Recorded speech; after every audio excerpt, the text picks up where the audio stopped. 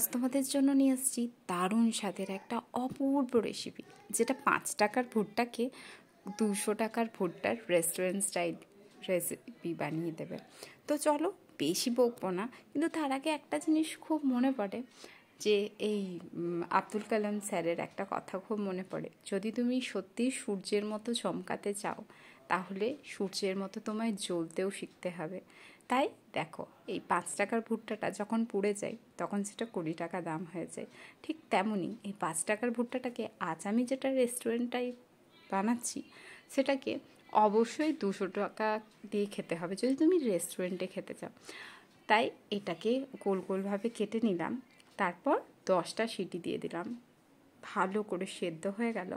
এরপর কড়াইতে একটুখানি দিলাম বাটার, একটু চিলি ফ্লেক্স, একটু নুন, একটুখানি পুদিনা বা তোমার কাছে যদি থাকে কি বলে ধনে পাতা, তো ধনে পাতা, আর অর্ধেকটা লেবুর রস। তারপর এটাকে ভালো করে সটে করে নিও, একটুখানি জাস্ট 1-2 মিনিট ধরে এটাকে ভালো করে একটু টস করতে থাকো।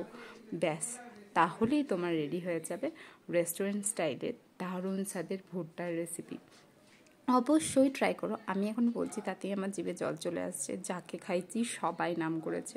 আমি খুব একটা বানাইনি, ভাবলাম কেউ পছন্দ করবে না করবে, কেমন হবে দেখি একবার ট্রাই করে, বাট দুর্দান্ত হয়েছিল। অবশ্যই বানিও, বিশেষ কিছু নয়, দেখলেই একদমই নর্মাল একটা জিনিসকে দেখতে পাচ্ছ কি পরিমাণ জুসি, কি পরিমাণ টেস্টি হচ্ছে সেটা তোমরা দেখলেই বুঝতে পারবে। অবশ্যই বানিয়েও প্রেজেন্ট করো। আর খাবার জানো তো আরেকটা কি সে ভ্যালিউ বেড়ে যায়, সেটা হচ্ছে প্রেজেন্ট করাতে। সো ভালো করে প্রেজেন্ট করো। সবাই সুস্থ থাকো, ভালো থাকো, ভালো ভালো রেসিপি করতে থাকো।